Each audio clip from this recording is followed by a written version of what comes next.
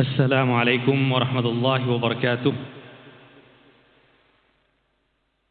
Alhamdulillah wassalatu wassalamu ala Rasulillah wa ala alihi wa sahbihi wa mawalah wa la hawla wa la quwwata illa billah. Amma ba'd. Jemaah yang dirahmati Allah Subhanahu wa taala, alhamdulillah pada subuh hari ini, setelah Allah Subhanahu wa taala memberikan kenikmatan yang besar, yang sangat besar kepada kita hingga kita bisa menunaikan kewajiban, yaitu melakukan salat subuh berjamaah kepada Allah Subhanahu wa taala. Maka insyaallah kita akan melanjutkan pada kesempatan subuh hari ini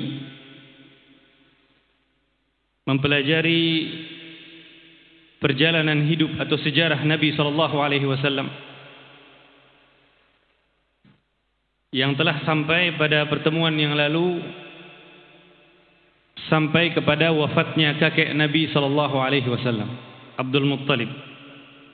Dan sebelum kita memulai, di antara doa yang disunnahkan untuk kita baca setelah salat subuh adalah Allahumma inni as'aluka ilman nafi'a wa rizqan tayyiba wa amalan mutaqabbala. Nah, sebagaimana yang kita sebutkan pada pertemuan yang lalu, bagaimana Nabi sallallahu alaihi wasallam lagi-lagi dalam usia yang demikian belianya, usia kurang lebih 8 tahun. Hari ini mungkin kelas 1 atau kelas 2 SD, kembali ditinggalkan oleh keluarga terdekatnya. Setelah beliau lahir tanpa ayah, kemudian pada usia 6 tahun, kalau sekarang mungkin belum masuk sekolah dasar, masih di TK, ditinggal oleh ibundanya. Kemudian setelah itu diasuh lagi oleh kakeknya yang ternyata juga Allah takdirkan tidak berlangsung lama. Hanya kurang lebih 2 tahun kakeknya pun meninggal dunia. Dan sebelum meninggal, Abdul Muttalib, kakeknya Nabi SAW, mewasiatkan kepada putranya, yaitu Abu Talib, untuk mengasuh Nabi SAW. Kenapa jadi Abu Talib yang dipilih oleh Abdul Muttalib untuk merawat Nabi Muhammad SAW? Walaupun Abdul Muttalib juga punya anak-anak yang lain. Kita tahu Abdul Muttalib punya 10 anak laki-laki bersama Abdullah. Jadi Nabi SAW masih punya 9 paman yang lain. Namun kenapa Abu Talib yang dipilih? Karena ada kedekatan. Kita tahu Abdul Muttalib ini menikah tidak hanya dengan satu wanita. Dan ibunya Abdullah dengan ibunya Abu Talib itu sama. Mereka seayah dan seibu. Sementara dengan yang lain hanya seayah saja, beda ibu. Seperti misalkan dengan Hamzah, dengan Al-Abbas, itu Abdullah saudara kandung, tapi beda ibu. Makanya kalau kita lihat dari usianya pun dengan Nabi SAW tidak terlalu jauh, karena ibu mereka dinikahi belakangan. Sedangkan ibunya Abdullah dan ibunya Abu Talib dinikahi lebih dulu. Maka karena faktor kedekatan ini, ya, sehingga Abdul Muttalib sebelum meninggalnya mewasiatkan kepada Abu Talib untuk merawat, ya, Muhammad SAW. Dan sejak saat itulah, pada usia kurang lebih 8 tahun, Nabi SAW diasuh oleh pamannya Abu Talib. Beliau menyayangi Nabi SAW sama seperti beliau menyayangi putra-putra beliau yang lain. Ada Ali bin Abi Talib, ada Ja'far bin Abi Talib, ada Aqil bin Abi Talib, ada Talib bin Abi Talib. Ya, beliau kadang-kadang tidur bersama Nabi SAW, dan kadang kalau melakukan perjalanan juga Nabi SAW diajak oleh Abu Talib ini. Ya. Dan Abu Talib ini, jamaah yang dirahmati Allah, meskipun dia adalah seorang yang dihormati dan disegani di kalangan Quraisy, namun beliau bukanlah orang yang kaya, bukan orang yang kuat secara finansial, ya. orang yang memiliki kedudukan, terhormat. Namun memang dalam hal kekayaan beliau bukan termasuk orang yang kaya, sehingga akhirnya Nabi SAW setelah beberapa tahun beliau akhirnya ikut membantu meringankan beban pamannya ini. Maka Nabi SAW pun akhirnya bekerja. Nabi SAW bekerja pada usia yang belia, dan pekerjaan beliau adalah menggembalakan kambing. Dan ini bukan hal baru, bagi Nabi SAW, karena kalau kita ingat sebelumnya pada saat masih di perkampungan Bani Sa'ad, masih disusukan oleh Halimah, Nabi SAW juga sudah pernah menggembalakan kambing. Sehingga ketika terjadi peristiwa pembelahan, itu pada saat Nabi SAW sedang menggembalakan kambing bersama anak-anaknya Halimah. Jadi bukan hal baru. Maka di Mekah pun Nabi SAW melihat kondisi pamannya. Kita lihat bagaimana subhanallah, ya Allah betul-betul memilih manusia yang terbaik ya, dalam usia yang demikian belia sudah bisa berempati ya, merasakan ya, tanpa disuruh oleh Abu Thalib, tanpa diminta. Nabi SAW sendiri ya bekerja, berusaha meringankan beban pamannya. Ya, beliau bekerja menggembalakan kambing punya penduduk Mekah, bukan punya beliau. Beliau menggembalakan kambing kepunyaan penduduk Mekah, dan beliau mendapatkan upah dari situ. Lalu upah tadi beliau berikan kepada paman beliau Abu Thalib. Padahal kita tahu anak ini lahir tanpa ayah, lahir tanpa ibu. Kadang-kadang anak yang tumbuh dalam kondisi kurang kasih sayang atau tanpa adanya orang tua yang lengkap, terkadang pertumbuhannya berbeda dengan anak-anak lain yang pertumbuhannya lengkap dengan orang tua yang selalu mendampingi ya. Namun ternyata Nabi SAW ya, walaupun tanpa didampingi oleh orang tua, beliau telah menunjukkan kelebihan beliau bahkan dari usia yang sangat dini sekali. Maka inilah pekerjaan pertama yang dilakukan oleh Nabi SAW. Di dalam hadis yang diriwayatkan oleh Imam Bukhari dari sahabat yang mulia Abu Hurairah radhiyallahu an, Rasulullah sallallahu alaihi wasallam mengatakan, "Ma ba'atsallahu nabiyyan illa ra'al ghanam." Tidaklah Allah mengutus seorang nabi pun kecuali dia pernah menggembalakan kambing. Ini hadis diriwayatkan oleh Imam Bukhari dari Abu Hurairah. Faqala ashabuhu, lalu para sahabat Nabi SAW bertanya, "Wa anta, dan engkau juga wahai Rasul?" Faqala na'am. Kata Nabi SAW, iya. Kuntu ar'aha ala qararita li ahli Makkah. Kata Nabi SAW, dahulu saya menggembalakan kambing, ini mendapatkan upah yang berupa qararit. Jadi ukuran dari upah. Ada dalam riwayat lain yang mengatakan juga bahwa qararit ini adalah nama sebuah tempat menggembala di Makkah. Namun dalam riwayat yang lain dikatakan itu adalah ukuran atau kadar daripada upah. Dan kepunyaan kambingnya bukan punya Nabi SAW, tapi kepunyaan penduduk Mekah. Maka Nabi SAW hanya bertugas merawat ya, kambing-kambing tersebut. Kemudian setelah beliau mendapatkan upah-upahnya diserahkan kepada pamannya Abu Thalib. Ya. Kemudian dalam hadis lain juga diriwayatkan oleh Imam Bukhari dan Muslim dari sahabat yang mulia Jabir bin Abdullah.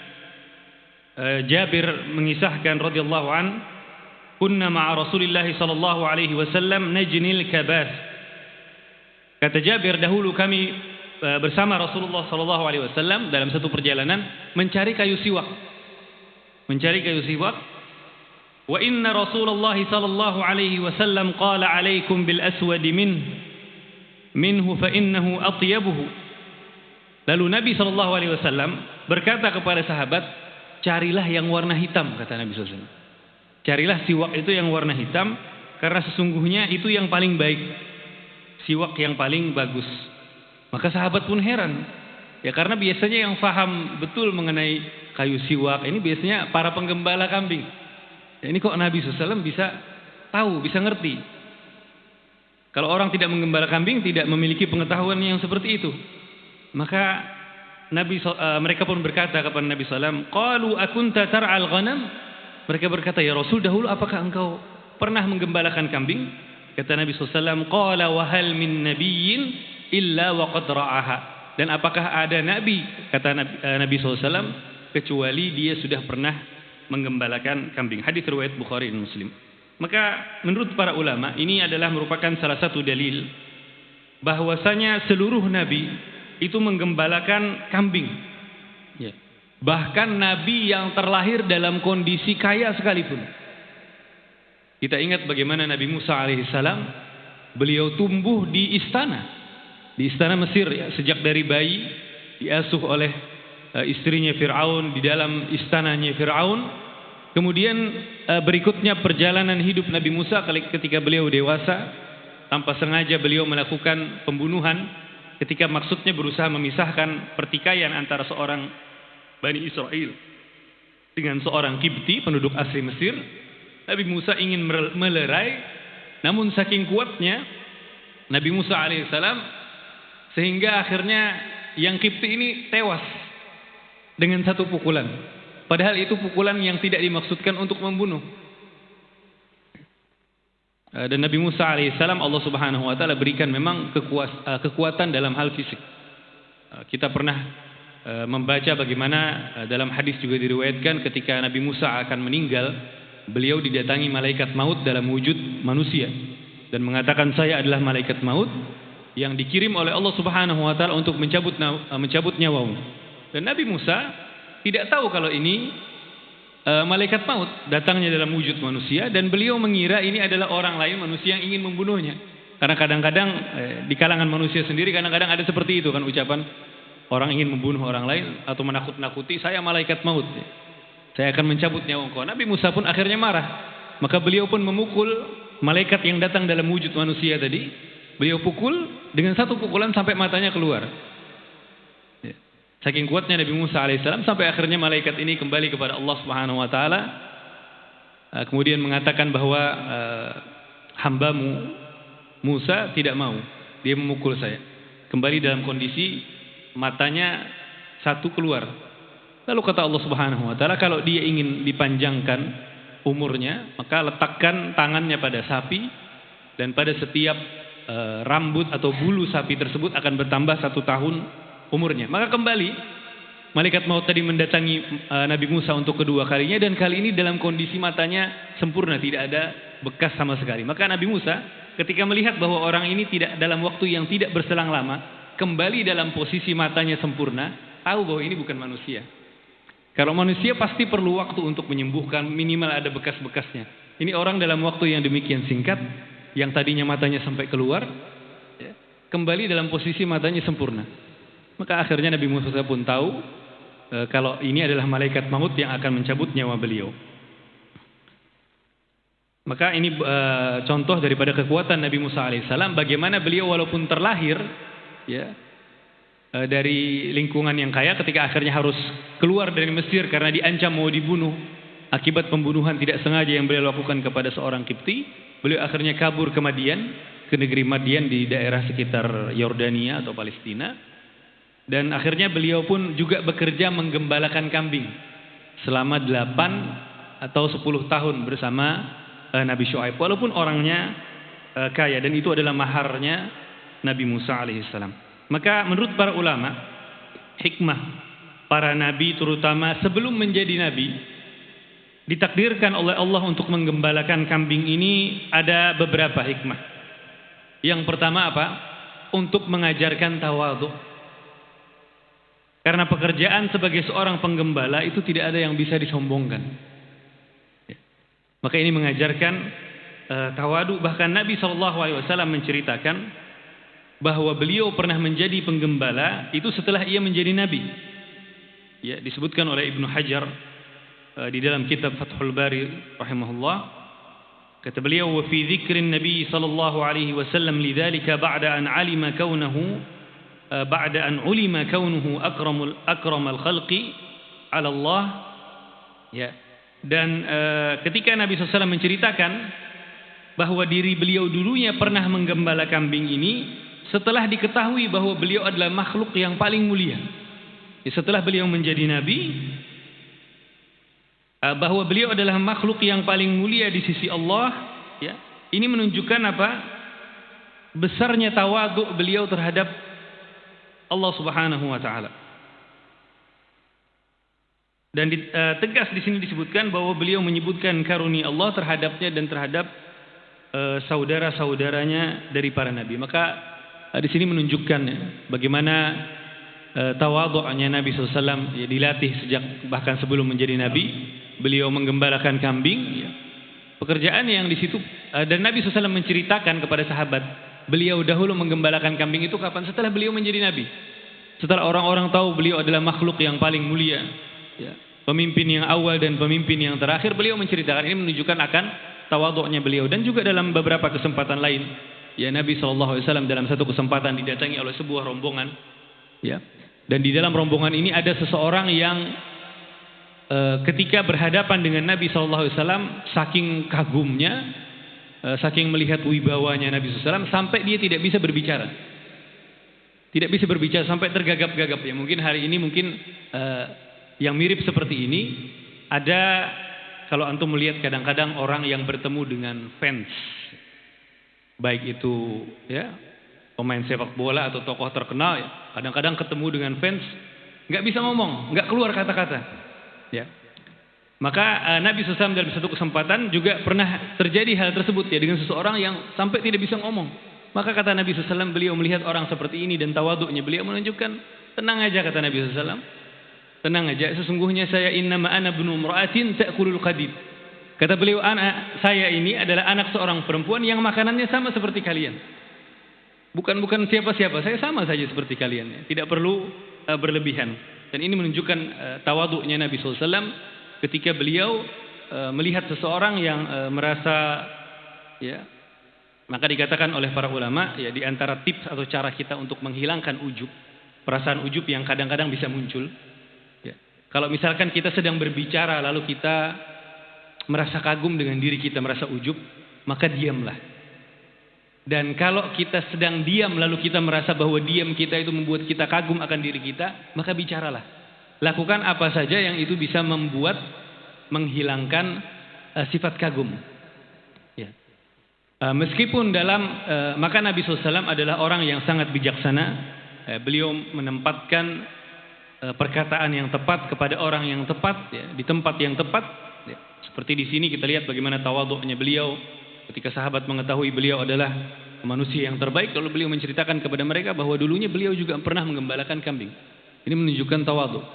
Dan kemudian dalam kesempatan yang lain, ya, ketika diperlukan, pada saat terjadi peperangan Hunain, ya, ketika para sahabat yang saat itu sebagian yang masuk Islam, yang baru masuk Islam, membanggakan jumlah mereka untuk pertama kalinya kaum muslimin masuk ke dalam peperangan dengan jumlah yang sangat besar, 12.000, 10.000 yang masuk kota Mekah, ditambah 2.000 yang masuk Islam, yang baru masuk Islam setelah pembebasan kota Mekah. Mereka ingin memerangi suku Tsaqif, ya. Ketika di dalam perjalanan ternyata dalam keadaan yang tidak siap, dihujani oleh panah. Dihujani oleh panah sehingga sahabat pasukan kaum muslimin ini tercerai-berai. Panah yang dibikin, ya, dalam keadaan seperti hujan. Jadi panah itu biasanya dibikin barisan-barisan, sehingga ketika barisan yang pertama selesai melepaskan panah, dia akan disusul oleh barisan berikutnya, dan yang di barisan depan yang selesai melepaskan panah akan langsung menyiapkan. Sehingga ketika selesai barisan di belakang disambung lagi oleh barisan yang di depan. Jadi betul-betul seperti hujan. Ya, seperti hujan panah, bukan hujan air.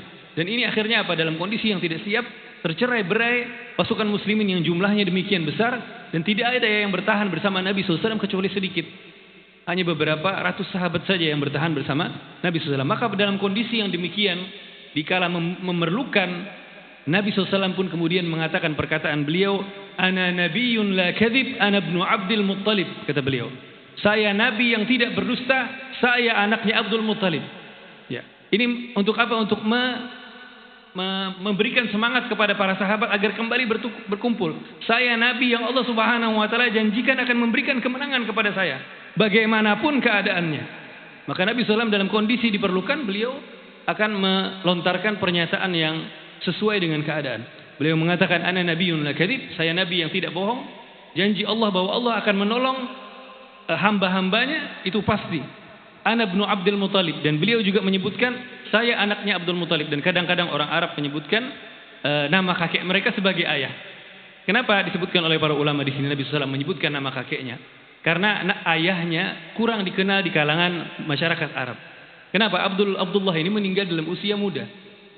Sedangkan Abdul Muthalib itu meninggal dalam usia dewasa dan beliau juga namanya sangat-sangat harum pada saat terjadi peperangan Abraha. Ketika Abraha datang ingin menghancurkan Mekah, bagaimana Allah Subhanahu wa taala memuliakan Quraisy dengan menghancurkan musuh mereka tanpa mereka sendiri berperang.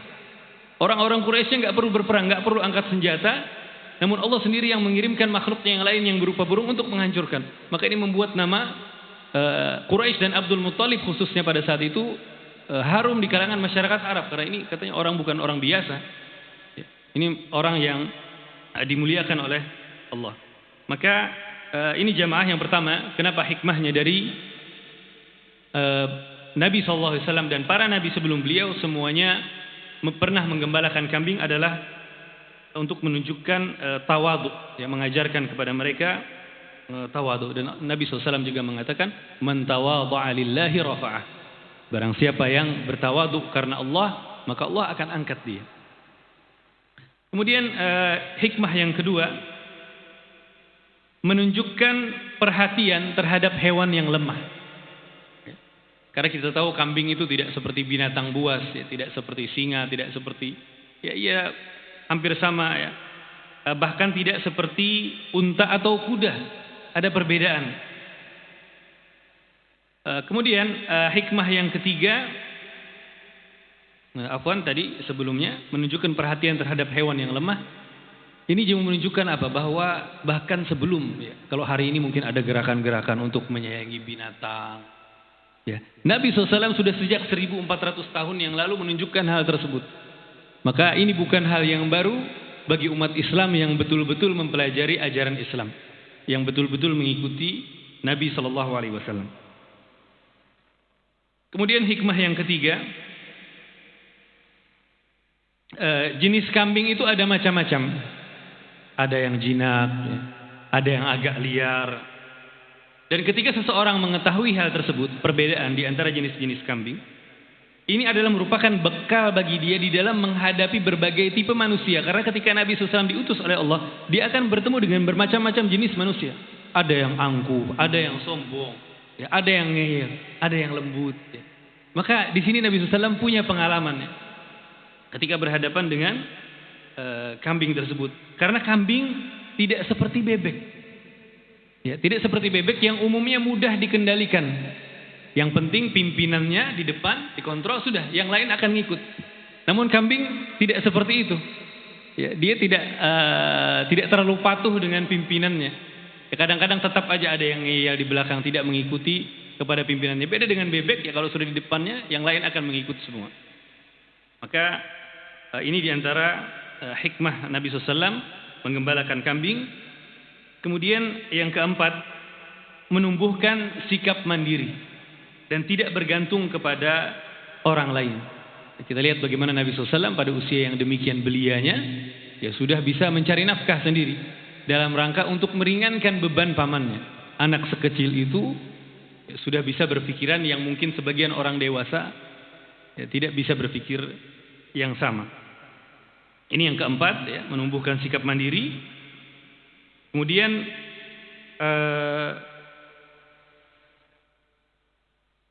hikmah yang lain, yang kelima, Nabi SAW ketika pertama kali didatangi oleh malaikat Jibril di Gua Hira, beliau pulang dalam keadaan ketakutan karena tidak tahu ini siapa.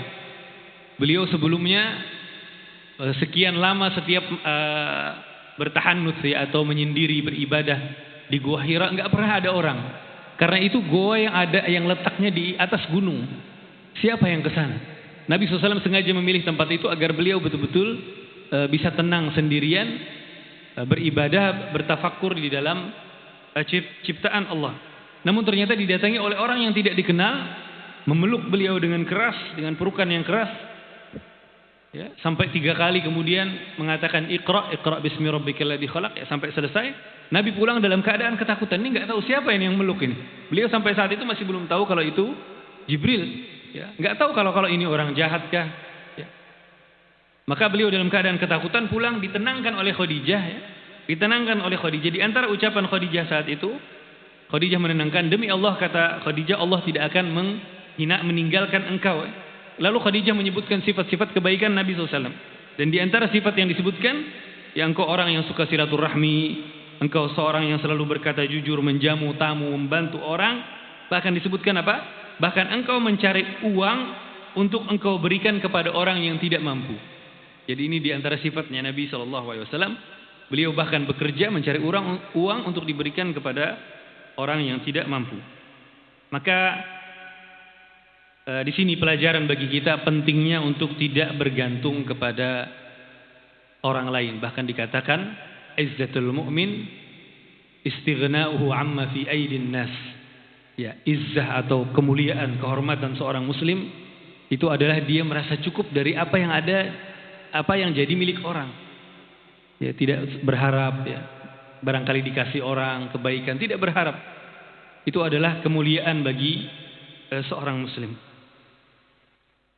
Ya, dan dia betul-betul hanya menggantungkan hatinya kepada Allah Subhanahu wa taala.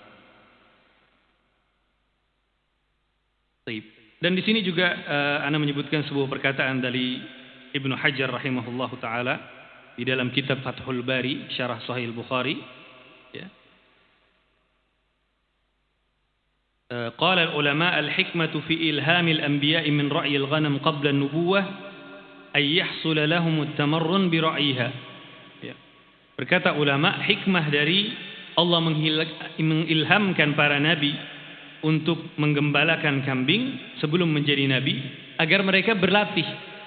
Ya, berlatih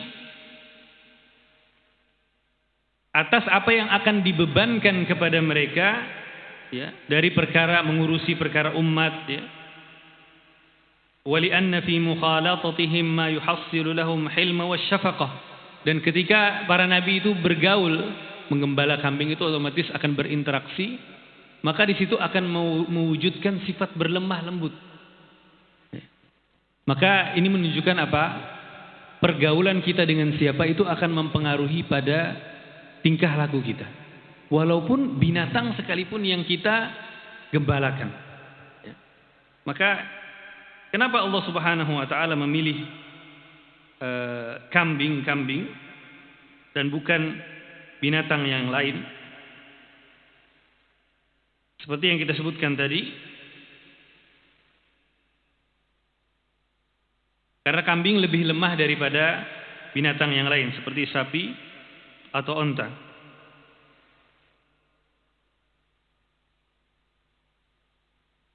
Selain untuk menjadikan mereka tawadhu,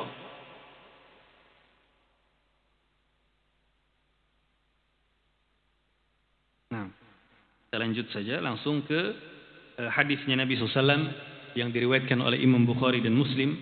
Karena ada perbedaannya. Ketika seseorang bergaul dengan kambing binatang yang lemah lembut, dia akan terlatih untuk berurusan. Karena di antara manusia ada yang lemah ya kondisinya. Dan Nabi SAW mengatakan dalam hadis yang diriwayatkan oleh Imam Bukhari dan Muslim, beliau mengatakan wal fakhru wal khuyala'u fi ahli al-khayli wal ibil. Kata beliau, dan kesombongan itu adanya di penggembala kuda dan unta. Kenapa? Efek daripada binatang-binatang tersebut. Ya. Wal faddadina ahli al-wabar. Ya. Dan orang-orang yang bersuara keras yang tinggal di gurun. Karena orangnya tinggal di gurun, ya jaraknya jauh-jauh, sehingga kalau ngomong harus mengangkat suaranya. Was-sakinatu fi ahli al-ghanam. Dan kata Nabi SAW, adapun ketenangan itu ada pada pemilik kambing. Ini hadis yang diriwayatkan oleh Imam Bukhari dan Imam Muslim. Maka di sini jamaah yang dirahmati Allah Subhanahu wa taala, dikhususkannya kesombongan untuk para penggembala onta dan dikhususkannya ketenangan bagi penggembala kambing, ya menunjukkan bahwa kedekatan dengan hewan itu akan mempengaruhi jiwa. Ya, berpengaruh dan akan menularkan kepada kondisi atau perangai yang sesuai dengan kondisi tabiat dan kondisi jiwa tersebut. Ya, makanya dikatakan oleh Al-Qari, beliau mengatakan, makanya bersahabat dengan seseorang itu mempengaruhi. As-sahibu sahib, ya dikatakan. teman itu akan menarik temannya. Kemudian juga di antara kejadian yang terjadi pada saat Nabi SAW bersama pamannya, yang mungkin sering kita dengar adalah kepergian Nabi SAW ke Syam pada saat kecil bersama Abu Talib. Mengenai cerita ini, ada sebagian ulama yang menguatkannya, meskipun ada juga sebagian ulama yang melemahkan cerita tersebut. Karena dikatakan dalam perjalanan mereka sampai di daerah Busra, dekat dengan daerah Syam, bertemu dengan seorang pendeta yang bernama Bahira. Lalu Bahira ini melihat tanda-tanda kenabian pada diri Nabi SAW, lalu kemudian beliau menemui pamannya, kemudian mengatakan bahwa putramu ini, anakmu ini akan menjadi nabi. Lalu akhirnya Abu Talib tidak jadi melanjutkan perjalanan dan pulang, karena ditakutkan akan dibunuh oleh orang-orang Yahudi. Cerita ini mungkin sering kita dengar selama ini dan juga dikuatkan oleh sebagian ulama, meskipun ada sebagian ulama lain juga yang melemahkannya. Karena beberapa alasan, pada saat nanti Nabi SAW dewasa, cerita ini tidak pernah lagi diulang oleh Nabi SAW. Seandainya betul-betul terjadi, apalagi ketika Nabi SAW mendakwahi Abu Talib sebelum meninggal, Nabi SAW tidak pernah mengingatkan, paman, masih ingat gak dulu pada saat saya kecil kita mau ke Syam, lalu ada pendeta yang mengatakan saya akan jadi nabi terakhir. Ini tidak pernah diulang oleh Nabi SAW. Maka itu jamaah yang dirahmati Allah Subhanahu wa taala. Kemudian ada juga tuduhan dari sebagian orang-orang Nasrani berdasar cerita tadi, mengatakan bahwa Nabi SAW, inilah bukti katanya bahwa Nabi SAW itu bukan dapat wahyu, beliau hanya meniru orang sebelumnya. Beliau mendapatkan yang disebut wahyu itu katanya dari pendeta yang bernama Buhairah. Padahal kata kita, kalaupun kita katakan bahwa cerita tersebut benar, Buhairah itu berbicara dengan bahasa apa dan Nabi SAW berbicara dengan bahasa apa? Beda bahasanya. Dalam waktu yang demikian singkat, apakah mungkin untuk mentransfer lebih dari 6.000 ayat? Ini bantahan kepada mereka. Bahkan bantahan lainnya juga adalah bahwa Quran itu turun dalam beberapa kali peristiwa yang berbeda-beda. Saat terjadi peperangan Uhud turun ayat. Gimana komunikasinya saat itu? Mungkin kalau zaman sekarang masih bisa tinggal SMS atau lewat WA dikirimi. Gimana nih? Zaman dulu gimana? Nggak ada. Maka ini sekaligus bantahan terhadap orang-orang tersebut. Kemudian pada saat bersama diasuh oleh Abu Talib, terjadi juga peristiwa yang namanya Hilful Fudul, atau Halful Fudul, yaitu ketika orang-orang Quraisy berkumpul di rumahnya Abdullah bin Jud'an At-Taimi, mereka melakukan kesepakatan untuk membela orang yang terzalimi.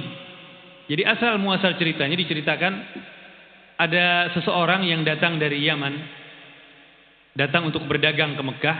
Dia berasal dari suku Zabid, dari suku Zubaid, dari suku Zubaid. Ini datang untuk berdagang, lalu barangnya itu diambil oleh Al-As bin Wa'il, salah seorang tokoh Quraisy. Namun tidak diberikan harganya, tidak bayar barang orang diambil, harganya tidak diberikan.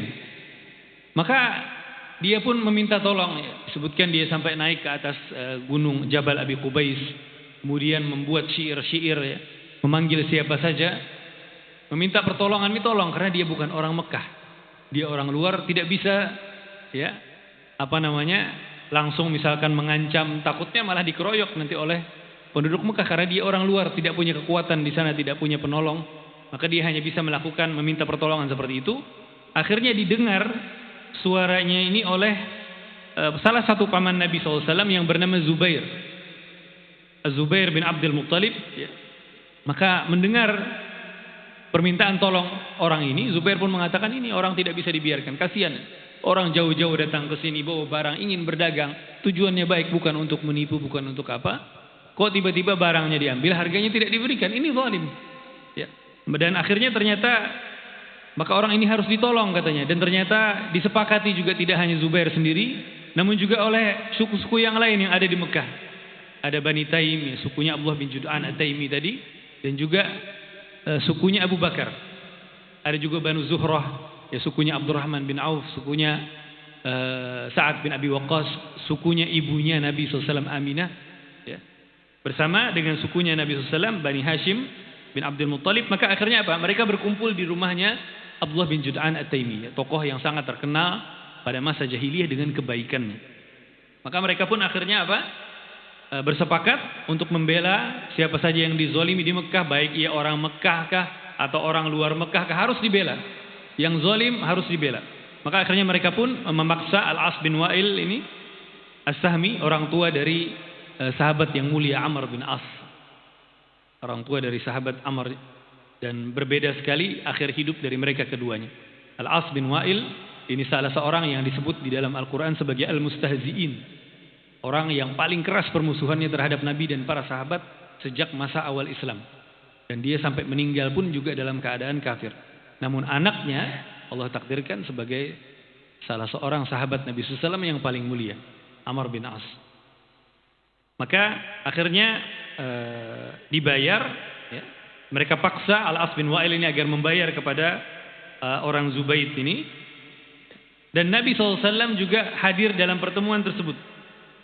Hadir dalam pertemuan di rumahnya Abdullah bin Jud'an, dan beliau saat itu belum diutus menjadi Nabi. Dan beliau masih mengingat, ya, mengingat betul pertemuan tersebut sampai lama sekali setelah beliau menjadi Nabi sekalipun.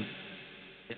Kata beliau dalam hadis yang diriwayatkan oleh Al-Baihaqi, Rasulullah SAW mengatakan, "Laqad syahidtu fi dari Abdullah bin Jud'an hilfan ma uhibbu anna liya bihi humran ni'am." Kata beliau, sungguh saya telah menyaksikan di rumahnya Abdullah bin Jud'an sebuah perjanjian yang lebih saya sukai daripada unta merah. Jadi di zaman Nabi SAW, simbol kemewahan yang paling tinggi itu adalah unta merah, ya, harta yang paling mahal, ya. Mungkin kalau hari ini mungkin seperti, ya, mobil mewah, seperti itu. Kata Nabi SAW, lebih saya sukai daripada harta yang paling mahal saat itu. Jadi kalau disuruh pilih, mau hadir di sini, mau hadir di perjanjian di rumah Abdullah bin Jud'an, ya, tidak dapat mobil mewah, atau dapat mobil mewah tapi tidak boleh hadir di perjanjian di rumahnya Abdullah bin Jud'an, Nabi SAW akan memilih hadir di rumah tersebut. Lebih beliau sukai daripada harta yang paling mahal sekalipun. Beliau mengatakan apa?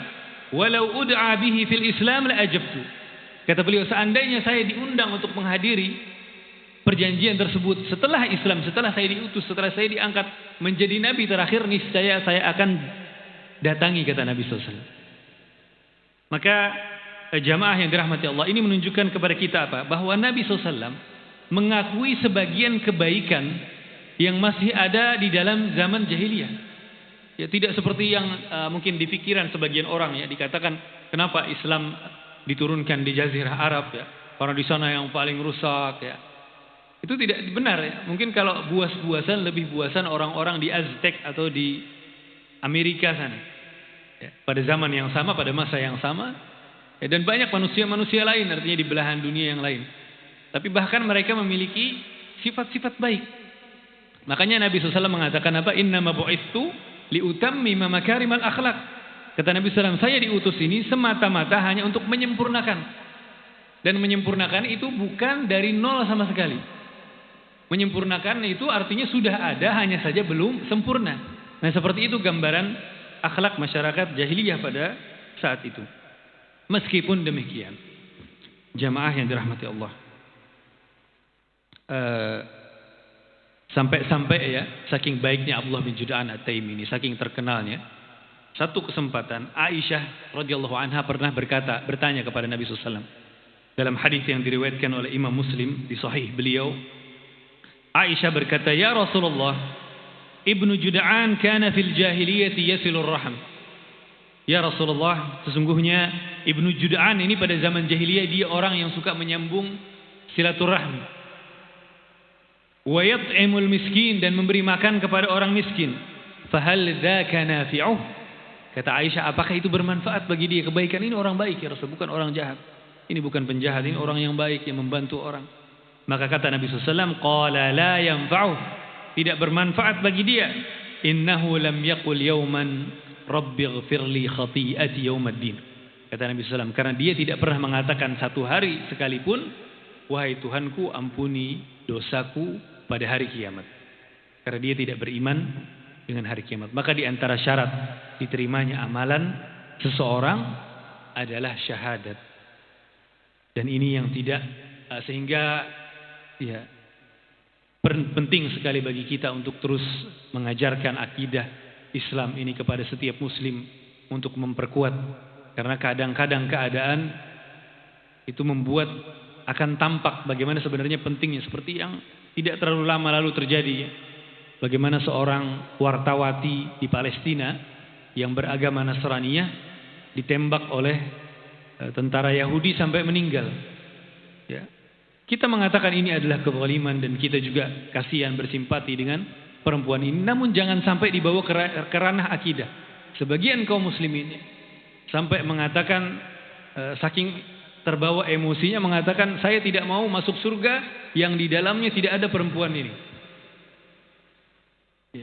Masalah akidah itu berbeda. Ya, sebaik apapun seseorang, jangankan wartawati ini yang memang dia puluhan tahun yang memberitakan ya, pemberitaan yang membela ya, kaum muslimin di Filistin, dan itu kebaikan yang dia lakukan. Namun tetap saja ketika dia tidak bertauhid, ya, jangankan wartawati, kurang apa Abu Talib ya. Baik besar mana jasanya terhadap Islam wartawati ini dengan Abu Talib. Jauh lebih besar jasanya Abu Talib, namun tetap tidak bermanfaat. Maka penting sekali untuk terus mengkaji perkara akidah di sini. Kita lihat bahwa kebaikan itu tidak akan bermanfaat selama seseorang itu tidak bertauhid, tidak bersyahadat. Karena itu adalah syarat daripada diterimanya sebuah amalan. Kenapa? Karena kesyirikan itu akan menghapuskan seluruh amal baik. Sebagaimana Allah Subhanahu wa taala menyebutkan dalam surah Az-Zumar ayat ke-65, la in asyrakta la yahbatanna 'amaluk. Seandainya engkau berbuat kesyirikan, maka akan hangus semua amalan. Allah Subhanahu wa taala yang memberikan ancaman demikian. Maka ini jamaah yang dirahmati Allah, ya, di antara kejadian-kejadian pada zaman Nabi SAW berada di bawah pengasuhan Abu Talib, ya. Dan ini menunjukkan apa? Bahwa Islam itu sebenarnya tidak memerangi atau memusuhi segala hal yang berbau tradisi. Namun hendaklah yang kita jadikan sebagai barometer itu adalah syariat. Kita timbang. Kalau tradisi ini sesuai dengan syariat, baik, ambil. Ya. Nabi SAW juga menunjukkan ya, dalam kata beliau, seandainya saya sudah menjadi Nabi, diundang untuk hadir, saya akan hadir. Padahal itu acara yang mengadakan siapa? Ada satu pun orang muslim di rumahnya Abdullah bin Jud'an saat itu? Tidak ada. Semuanya yang mengadakan, yang memprakarsai orang-orang musyrikin. Namun dipuji oleh Nabi SAW. Ya, ini menunjukkan bahwa Islam tidak memerangi tradisi selama itu bersesuaian dengan syariat.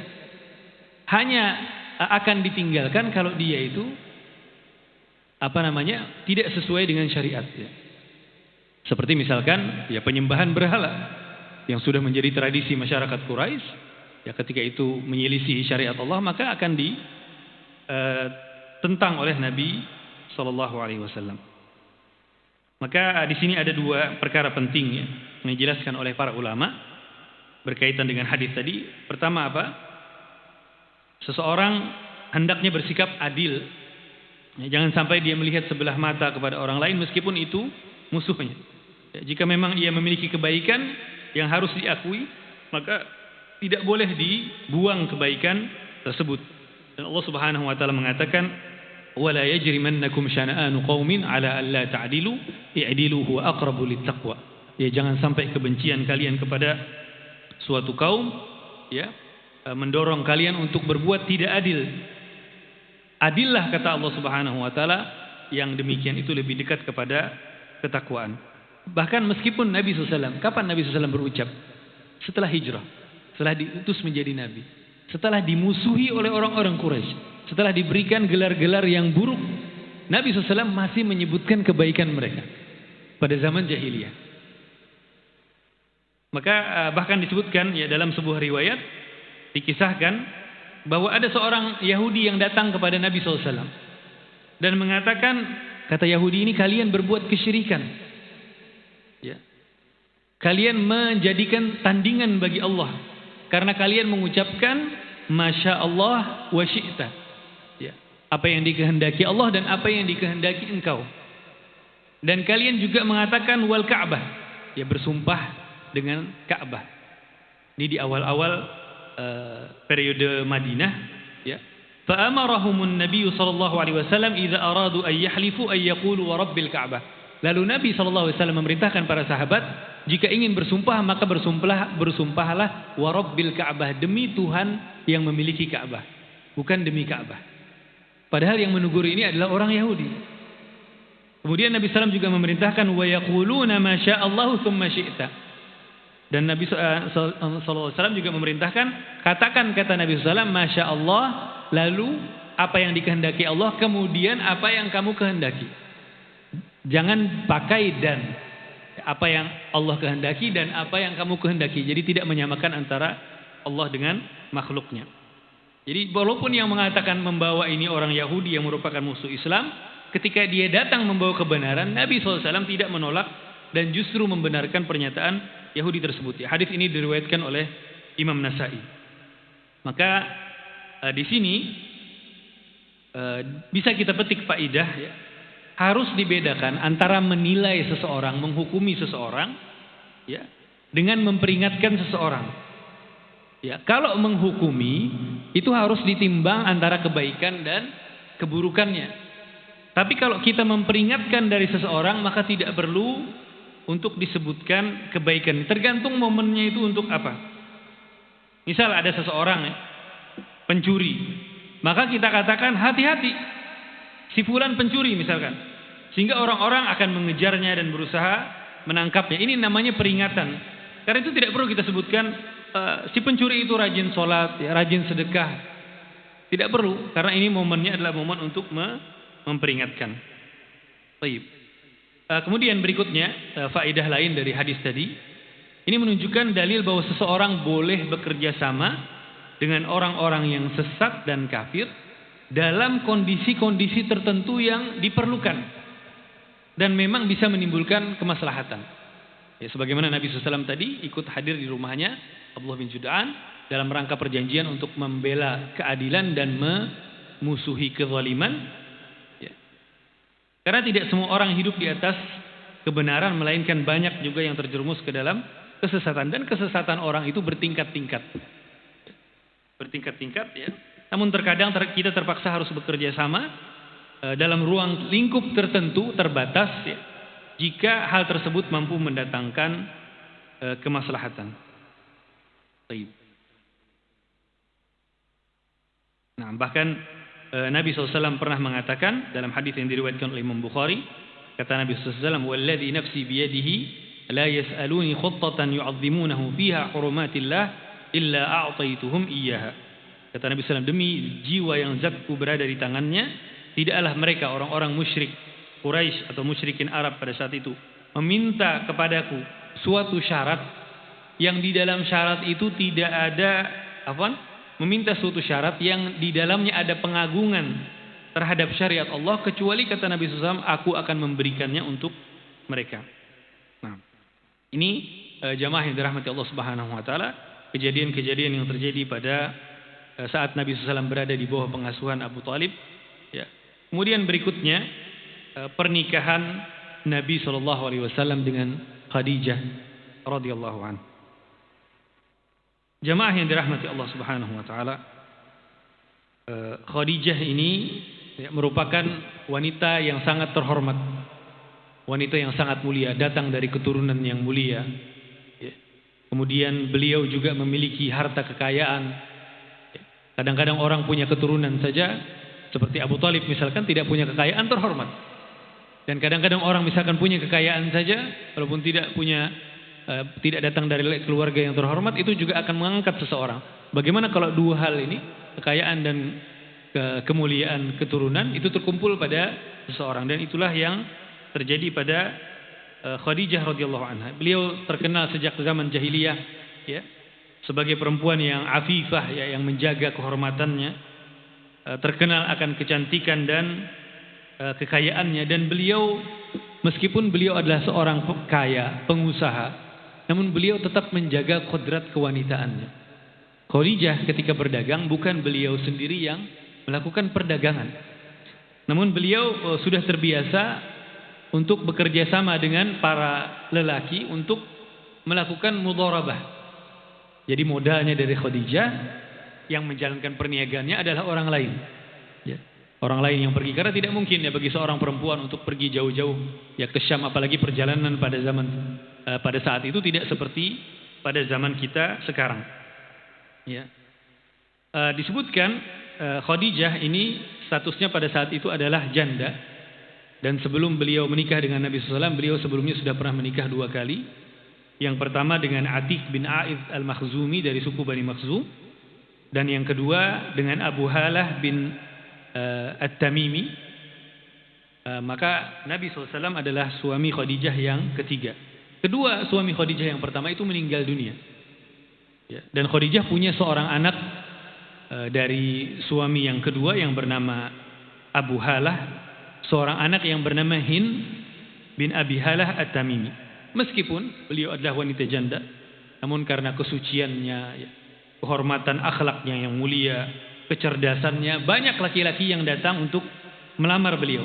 Tapi Khadijah radhiyallahu anha menolak semua lamaran tersebut. Bahkan di dalam sebuah riwayat disebutkan bahwa di antara yang ikut melamar Khadijah adalah Abu Jahal.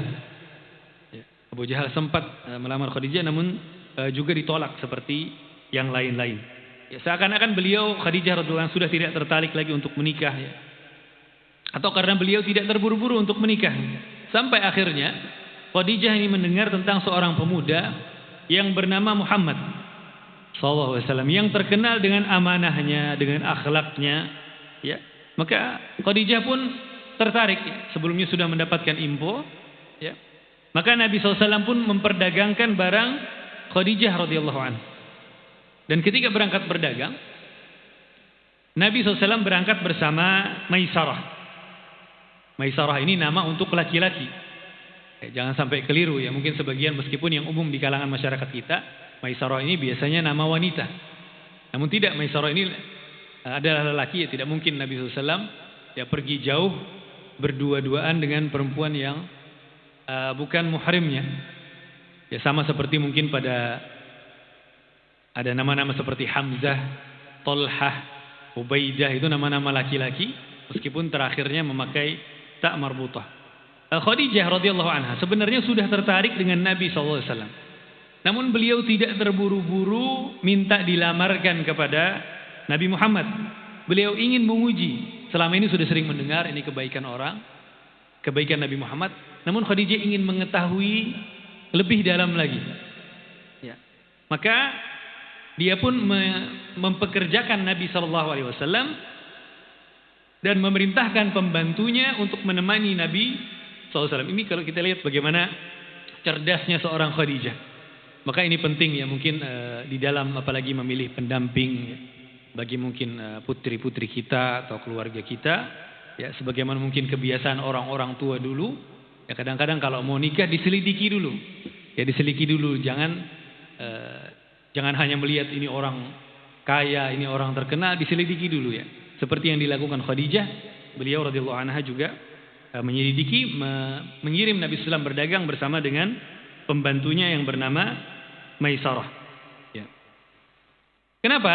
Karena kita tahu di antara cara untuk mengetahui seseorang, ya Umar bin Khattab radhiyallahu anhu syahida rajulun 'inda Umar bin Khattab radhiyallahu anhu faqala lahu Umar inni lastu a'rifuk. Seorang laki-laki memberikan persaksian di hadapan Umar bin Khattab. Lalu Umar berkata, inni lastu a'rifuka. Walaupun dia bersaksi, tapi saya enggak kenal kamu, kata Umar bin Khattab, karena mungkin dia bukan penduduk Madinah. Lalu Umar mengatakan, wala yadurruka anni la a'rifuka. akan tetapi juga tidak memberi mudarat kepada kamu kalau saya tidak kenal, karena kamu bukan orang sini. Ya. Maka Umar mengatakan, fa'tini biman ya'rifuka. Datangkan, kata Umar, orang yang mengenal engkau.